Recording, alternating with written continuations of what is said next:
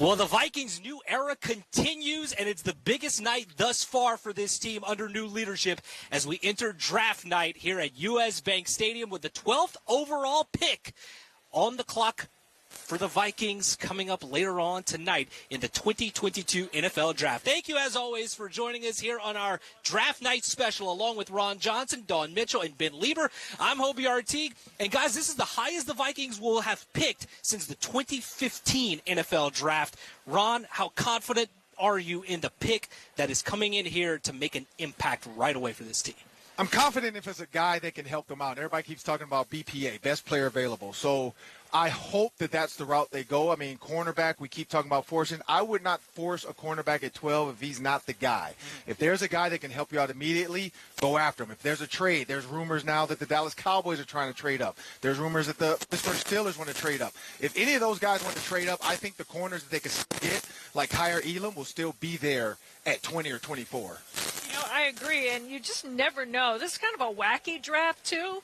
It's the highest they've been since 2015, but it's kind of hard to put your thumb on exactly what other teams will do ahead of you, and then the dominoes will fall. But I think they will indeed, like you said, Hobie, get a quality player, and I think a player that can start. I mean, there's always the word bust. You never know, but I think they're going to get quality, right, Ben? Well, yeah, I'd say that bust for any one of these guys. But, look, I actually think that we're about 60% I'm thinking we're going to trade down. And I know that a lot of people don't want to hear that, but I think about 60%, I think we trade down with somebody. Got to have a dance partner. Yep. I don't know who that dance partner is going to be.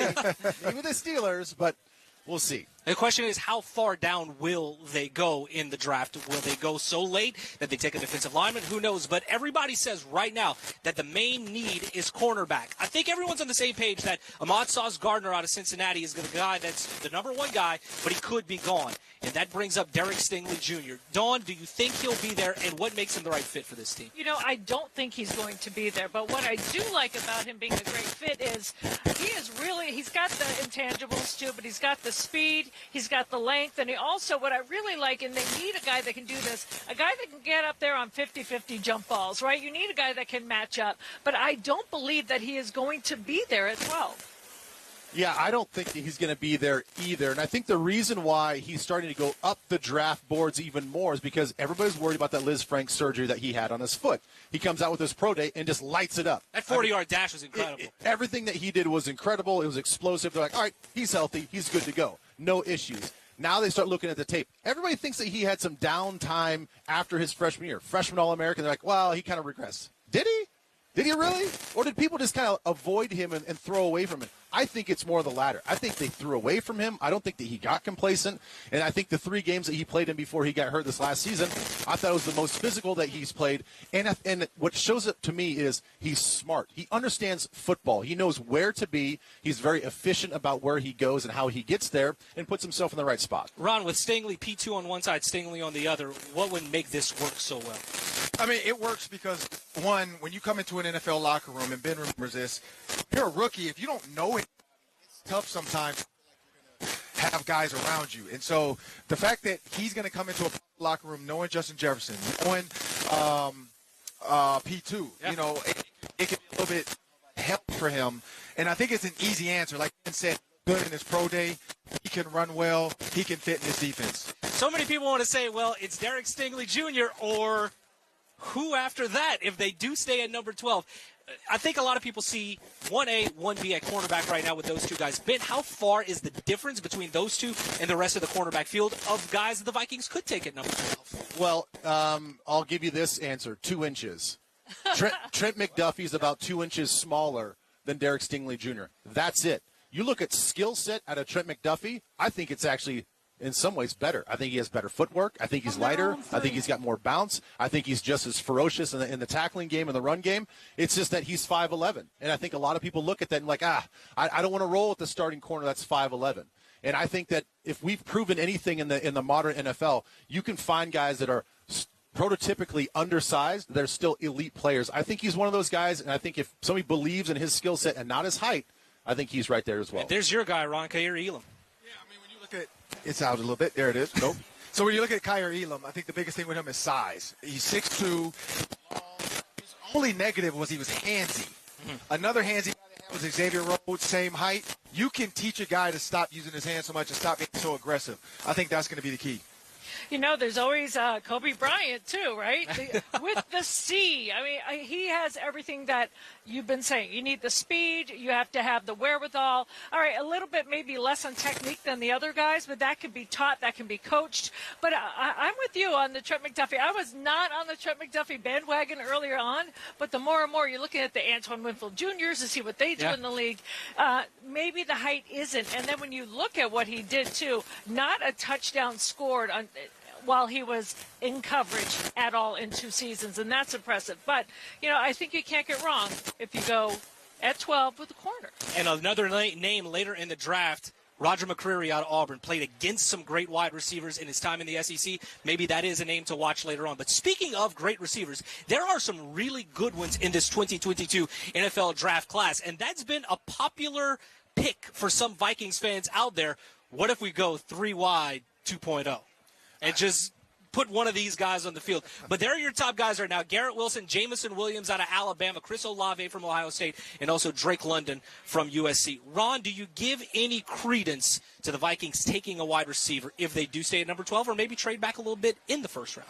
I mean, unless Jamison Williams is there, that's the only one I can kind of see being worth it. Why? Because there's nobody on this roster that can take the top off like he can. Yes, he's coming off an injury, but when you look at Justin Jefferson, Adam Thielen, you look at KJ Osborne, not to say you want to redshirt an NFL guy, but he's a guy you can let come back, get healthy, and technically kind of redshirt him. Get him in when he's ready, but now you have a succession plan for Adam Thielen because at his age and possibly because of Justin Jefferson's money. I mean, the way the money's going right now, Justin Jefferson might ask for $200 million.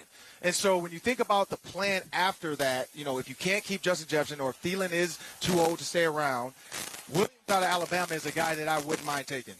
You know, I don't really see them taking a wide receiver with the top if they stay at 12. I just don't see it happening. I think there's other needs that really need to be addressed before that. I do believe that there has to be a succession plan, like you're saying. Anything can happen, but I think they have to address the D-line before that. I think they have offensive line issues they have to adjust before that, so I don't see it. But I do agree with you on, hey, if someone's there, you take them, but later on, perhaps. Yeah, I think historical perspective tells us you can find all pros and Pro Bowlers in the second and third round.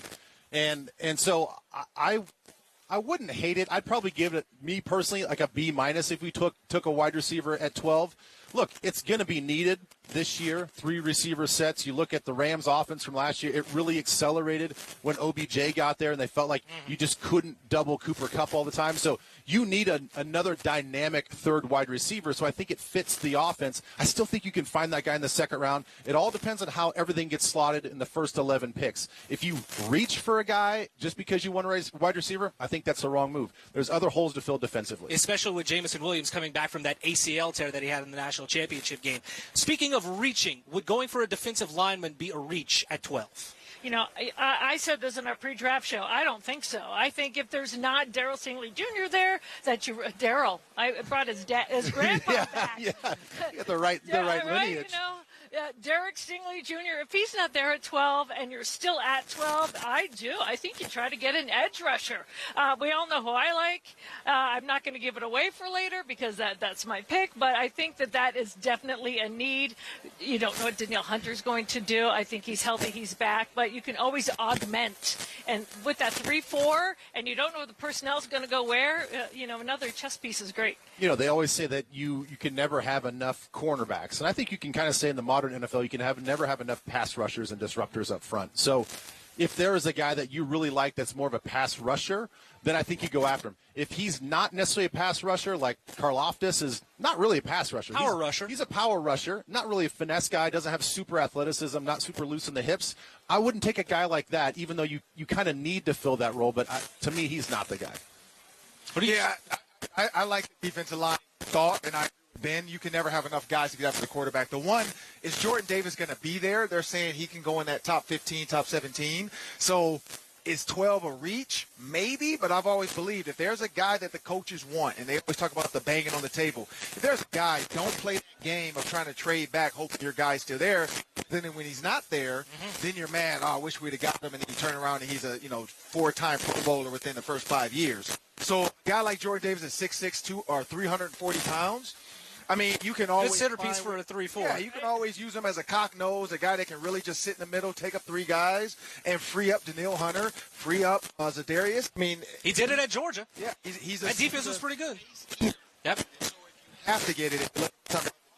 Could be a piece. All right, Ben Lieber, thank you for your insights. But before we let you go, we need your pick. You're on the clock. Who do the Vikings take with their top pick tonight? I've been everywhere with this. I think you and everybody who's done a mock draft this year. I know everybody. I've done multiple mock drafts. I've been multiple shows, and it's like, what's your pick? I'm like, well, I don't know. I could pick this guy, and we could see this guy, and this guy's going to be. I'll just go back to what we talked about. I'm a Trent McDuffie fan. I just am.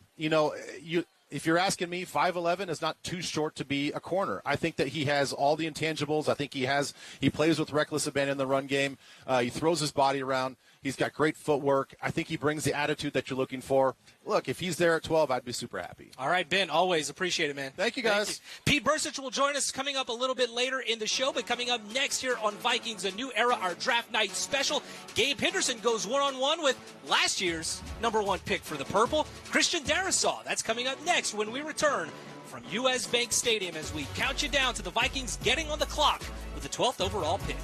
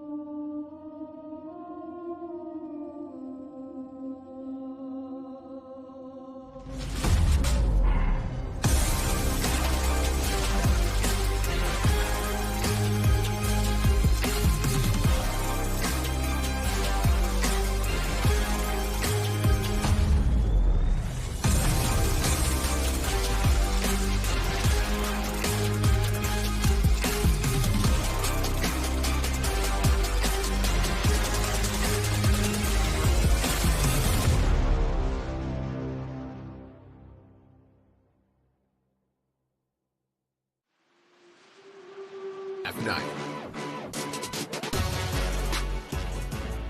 Well, the party is on here at U.S. Bank Stadium for draft night, and tonight dreams will come true in the first round of the 2022 NFL Draft, a spot that Christian Darrisaw was in last year when the Vikings selected him. Gabe Henderson of Vikings Entertainment Network has more now with the Vikings left tackle.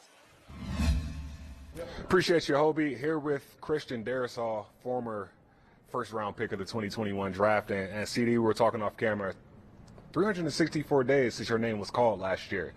Any memories just from that day until now? I just remember just like the nervousness of draft day. Just never knowing when your name's gonna get called, but when that moment happens, just the excitement, being around my family, and just the joy and being here in Minnesota. It was a perfect fit. And just being here now, fitting into this offense, and understanding now what you mean to this team. What have you learned from that day until now, after your rookie year was over? I learned a lot, especially just things I had to go through and deal with during my rookie season, having to have a surgery in the middle of camp, and just like prevailing through that, and just like having the teammates around me, great locker room, great group of guys, and it's just like I wouldn't rather be in any other like situation or place than where I'm at now. So you said, of course, last year every rookie, the head is swimming a little bit. Where are you now mentally? You got a new coaching staff. It's all this excitement, and I mean, now we look at you as a pillar of this offensive line. So mentally, where are you? I feel good. I'm excited for this year. Learning a new playbook now with Kevin O'Connell and things he did with in LA, and it's kind of exciting to see what he's going to bring over here and that we're going to do with Justin Jefferson, Thielen, Cook. So it's gonna be fun. We're about an hour and a half from us welcoming in your newest team member. We don't know what position is going to be, what players are going to be, but what advice would you have for your upcoming teammates and everybody that's going through this process? Just keep your head down and work. No matter what pick you are, first round, second round, third round, so forth. Just come in ready to compete and help the team win.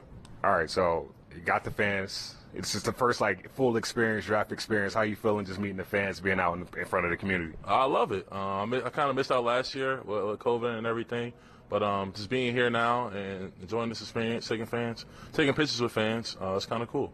Well, we got a few more days till OTAs start. We got rookie mini camp, so it's go time once we get done with this. But appreciate your time today. Hobie, back to you. Gabe, thank you very much. Joined now by Pete Bursich of Vikings Entertainment Network. Pete, how you feeling? And how do you analyze this draft class as a whole whenever you look at the Vikings' needs? Well, first of all, how I feel is irrelevant because it doesn't matter. But no, Wait, you're not making the pick tonight? I do think we're sitting on one of the most interesting drafts that we've seen in a long time, in that there's no consensus on where any of the top, let's say, 10 picks, 12 picks are going to go. So it's going to be very interesting to see how teams get into this. And I think, there's a few themes in there. One of them's like quarterback. When is the first team going to draft a quarterback? Are they going to trade up? Who's going to go for him? Is Seattle going to go quarterback? Is Carolina going to go? Bottom line, though, is that I think any offensive player that comes off the board before the Vikings get the pick is going to be good for us. All righty, so you're thinking defensive guys, and a lot of people are looking at who the Vikings would pick at 12 right now. But, Pete, starting off with you, what's a position need that the Vikings could fill with a guy later on in this draft? Well, I think you have really three positions on defense or so. Cornerback is definitely one of them that they need. If you drafted somebody highly, even on day two at safety, you're going to probably, you're going to start right away. We need a defensive tackle because if you play a five-man front, we need a defensive tackle. I think we also need an edge rusher because Zadarius Smith is a much better inside pass rusher on third down. So, you might get some speed on the outside if you get an opportunity to get another receiver. I mean, this is, a guy right here, Petrie from Baylor. Yep. I know you talked about him earlier. He's a guy that I've seen him anywhere in the middle of the first round into the second, and if we get him in the second round, I mean, that would be a fabulous get for the Minnesota Vikings. All right, Dawn, your deeper dive pick. My deeper dive, and like Ben said earlier, mine's been changing, right? Like I had Zion Johnson from Boston College in the O-line, but the more and more I think about it, this kid, Tariq Woolen, and people say, who? He's not on many draft boards, but he's out of UT San Antonio. My friends from San Antonio love this guy, and I've been digging deep to him. Listen to these stats. He's 6'4", a 4.26 40, and a 42-inch vertical leap. And I just think for a cornerback to have size, speed, the only knock on him, they say, is maybe he needs to learn technique in certain scenarios. Well, I think that's where coaching comes into play. But I really like Tariq Woolen. He's my deep dive Those guy. are like Hobie numbers right there. I know. You want to see me, baby. 42. Hey, fast, and I can jump. Yeah. Yeah. Look at that laugh on his face. All right, move on. Who's your pick? I mean, of course, always like receivers, kid out of North Dakota State. But, I mean, NDSU. But when you look at Josh Pascal, kid out of Kentucky, 6'3", 278 pounds. The reason why I like him, if you look at Ed Donatel's defense, he likes move guys. You look at Mike Pettin, who I played for with the Ravens. The Ravens moved guys all over the place. Terrell Suggs, Kalina, he's a kid that can do this. He played almost 250 snaps at the end. He played a couple at edge. He played a couple at linebacker. He even played a couple at standing up middle linebacker. So he's an explosive guy. They're saying he's a second to third round pick. If he's there in the second or third round, I would say take him. In the third, for sure, but if he's there in a second, that's not a bad pick to be. He's a disruptor and he's an impact player. And my guy is going to be on the offensive line, a spot that I think the Vikings need to address right now. And I'm going to go with Cole Strange out of UT Chattanooga. This is a guy who is tall, 6'6", 307 pounds. The question for him is that he gets moved around a lot. However, he did take some snaps at the Senior Bowl. Is that a spot that he could play in the NFL? He has 41 starts in college at left guard. The Vikings are set at that position right now. Could they kick him over to right? But I think that this is a guy maybe in the third round or so that if he's on the board, they could make a run at to shore up that offensive line, a versatile piece that could fit up front for the Vikings. Well, still much more to come here on Vikings Draft Night, our special here in a new era. When we return, we'll give you our pick at number 12. We'll go on the clock when we return here from US Bank Stadium.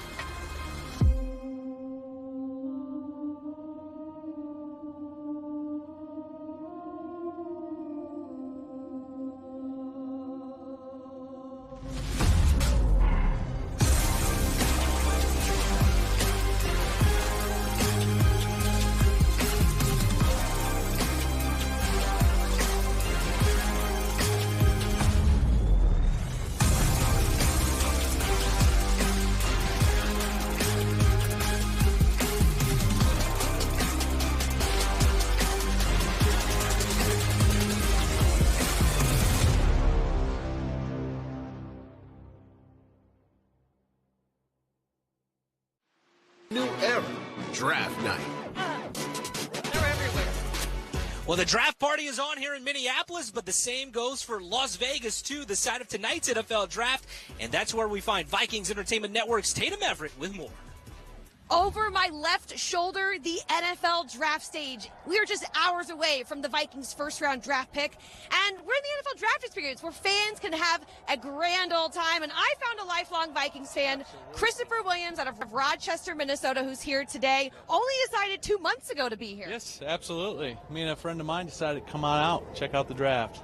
Well, let me know what you think so far of it. What do you think? It's great. Weather's great. I'm from Minnesota, and I've heard it's cold back there, so I'll take the weather. Yeah, not to rub it into the rest of the Vikings fans' faces how warm it is here.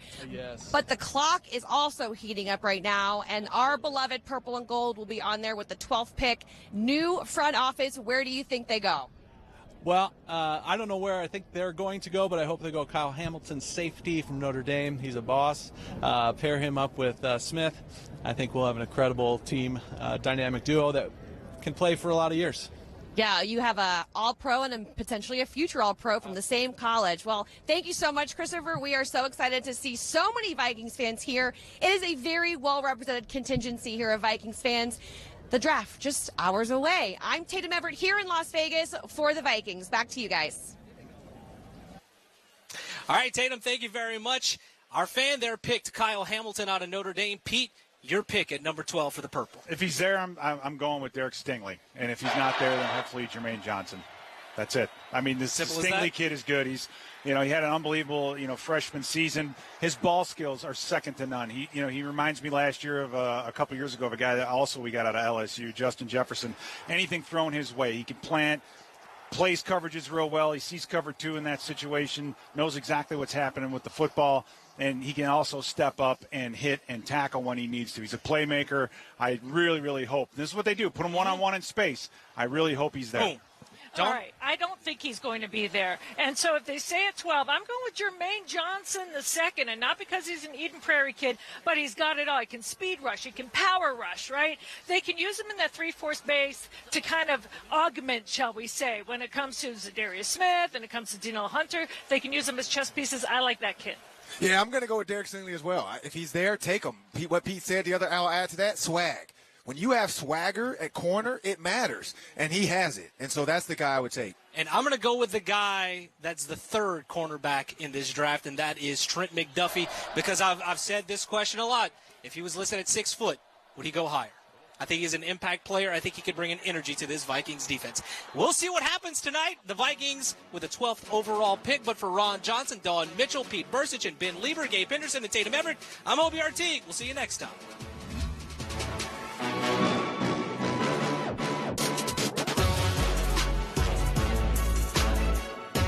Xfinity